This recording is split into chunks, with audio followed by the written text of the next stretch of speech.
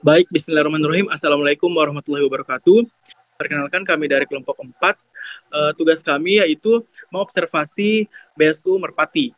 Adapun anggota kelompok kami ada 5 orang. Yang pertama ada Perkenalkan, nama saya Ihsan Saifullah dengan NIM 105. Saya Nurihwan Alfiansyah dengan NIM 131. Saya Ziaul Akbar dengan NIM 110. saya Muhammad Taufir Rahman dengan NIM 103. Saya Muhammad Fajri Rizkiwan Putra dengan NIM 095. Baik, adapun pokok pembahasan pertama akan dipaparkan oleh saudara Fajri.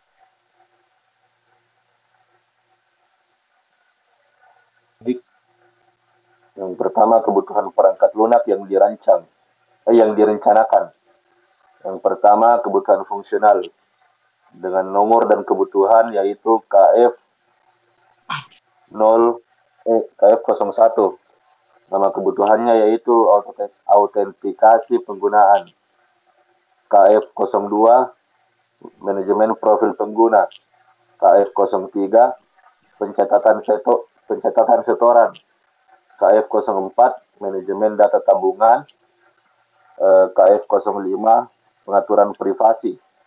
KF06, backup dan pemulihan data. KF07, laporan bulanan. Selanjutnya, non-fungsional.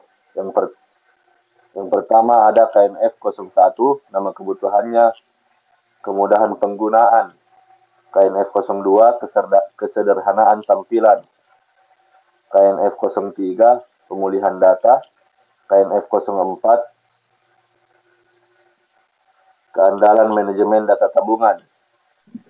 KNF05, perlindungan nasabah. KNF06, kecepatan pencatatan transaksi.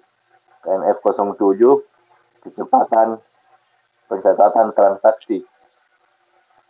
KNF08, optimasi database. KNF09, dukungan perangkat. KNF010, keamanan. KNF011, teknologi web standar. KNF12, antarmuka pengguna. KNF13, compatibility as browser. KNF14, desain responsif. KNF19, aksesibilitas. Oke, selanjutnya pokok pembahasan yang kedua akan dipaparkan oleh saudara Ikhwan. Oke, selanjutnya di sini ada use case dan juga kelas diagram. Use case di sini ada satu aktor yaitu pengelola BSU, di mana pengelola BSU melakukan aksi yaitu login. Nah, untuk login itu sendiri terlebih dahulu harus include registrasi akun pengelola, dan di registrasi akun pengelola itu harus divalidasi data pengelola. Nah, setelah login, pengelola BSU bisa melakukan beberapa aksi, yaitu yang pertama mencatat setoran sampah, kemudian mencatat data nasabah, kemudian mencatat penarikan saldo nasabah. Nah, di mencatat setoran sampah nasabah ini ada extend, yaitu bisa membuat laporan rekap setoran sampah per nasabah, kemudian dicatat data nasabah juga bisa melakukan pembuatan laporan data nasabah, dan di pencatatan penarikan saldo nasabah bisa melakukan pembuatan laporan rekap saldo per nasabah. Selanjutnya di bagian kelas diagram ada 5 kelas, yaitu yang pertama kelas pengelola, kelas nasabah, kelas laporan, kelas transaksi, dan kelas saldo nasabah. Di sini ada beberapa relasi.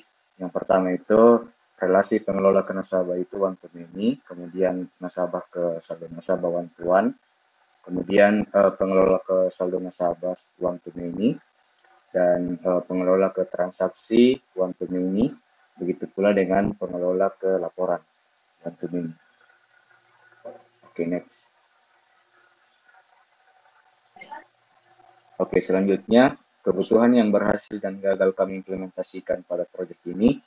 Yang berhasil itu ada 10 kebutuhan.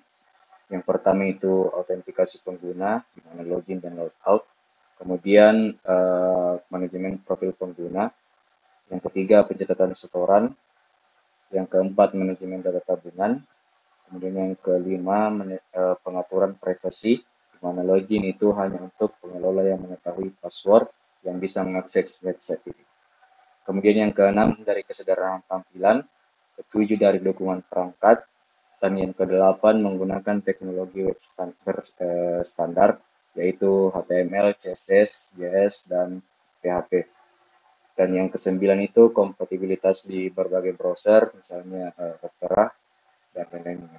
Dan yang terakhir itu laporan data nasabah, yaitu penyetoran dan penarikan. Kemudian yang gagal kami implementasikan hanya satu, yaitu pemulihan data nasabah.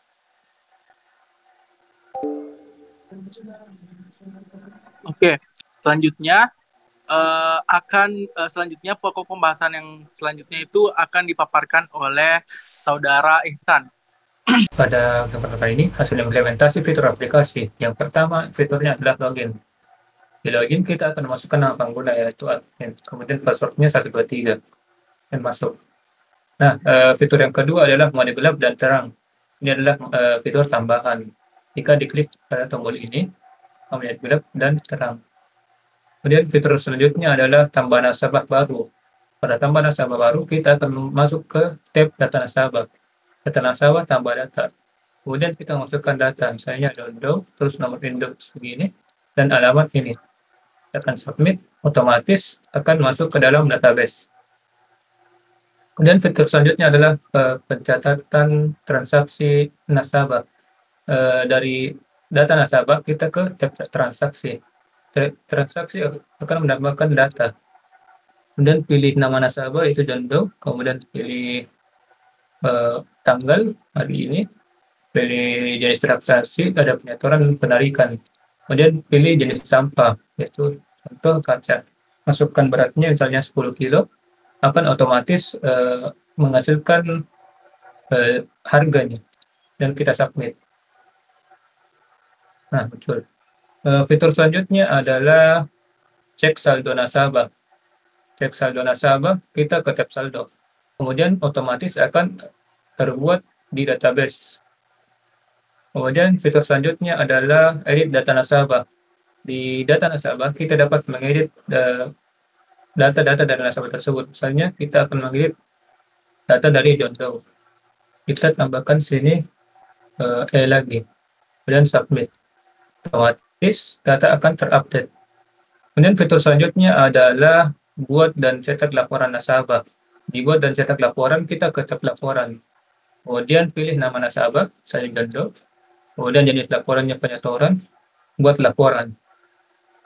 Nah, laporannya otomatis terbuat dan tersimpan di database. Kemudian fitur selanjutnya adalah responsif. Pada fitur ini, kita akan mengecek apakah situs ini adalah berupa responsif dengan cara seperti ini. Oke. Ini sudah termasuk responsif. Kemudian fitur selanjutnya adalah kompatibilitas browser. Fitur ini, jadi web ini bisa diakses di browser manapun, mau Chrome ataupun Google Edge. Kemudian ada fitur logout. Fitur logout akan otomatis keluar dari akun pengelola.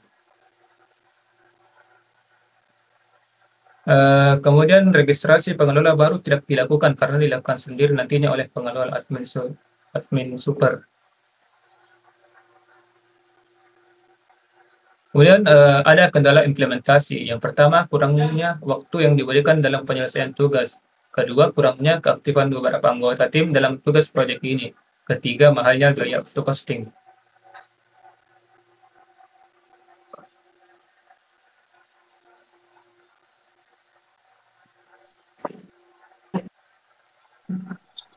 Oke, baik.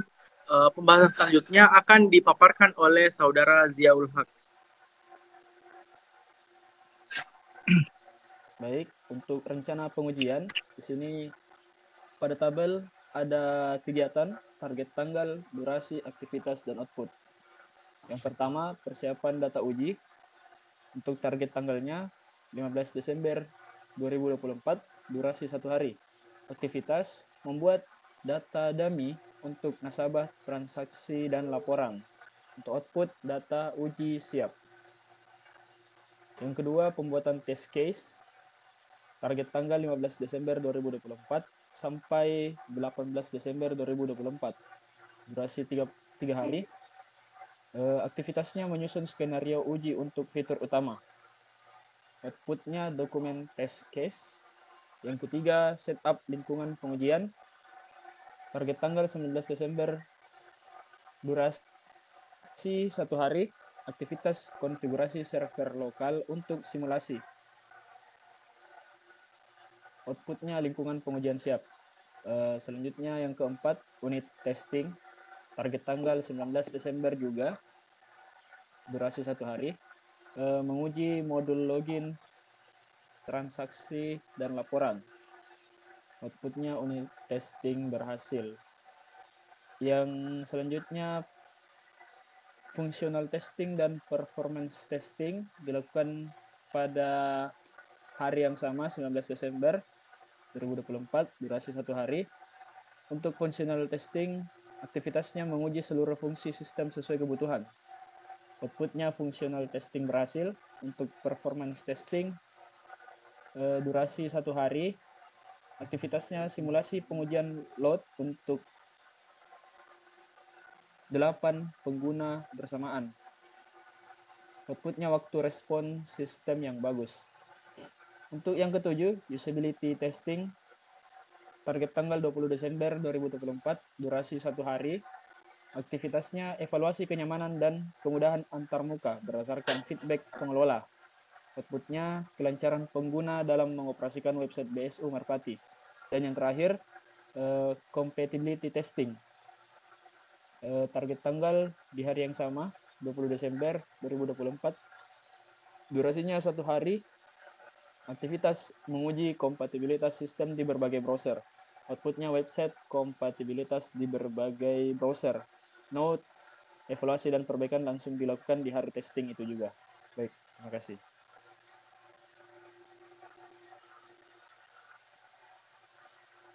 Saya kembalikan ke Saudara Rafli. Oke, baik. Terima kasih atas pemaparannya. Selanjutnya, pembahasan selanjutnya akan dipaparkan oleh saya sendiri.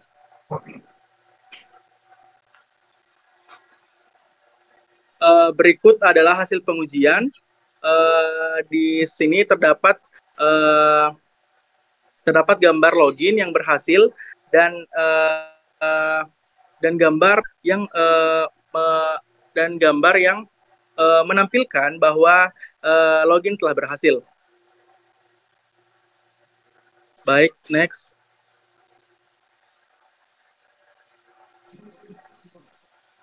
Nah, pada slide selanjutnya ini ada hasil pengujian.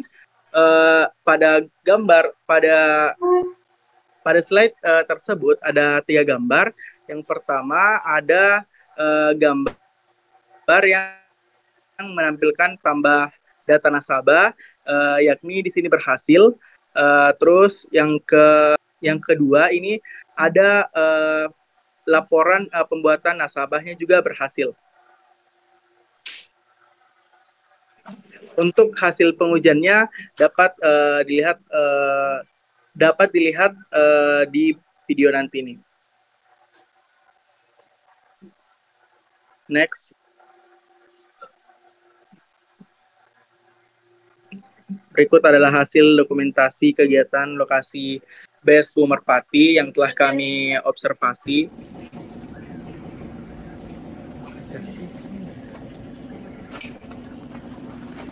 Kalau dos-dos itu bulan Juli saya sempat begini.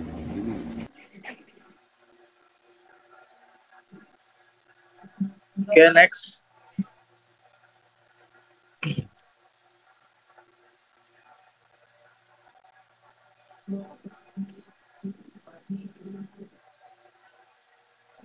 Oke. Oke, setelah melihat dokumentasi kegiatan lokasi observasi kami yaitu di BSU Merpati, juga menutup presentasi kami pada kali ini.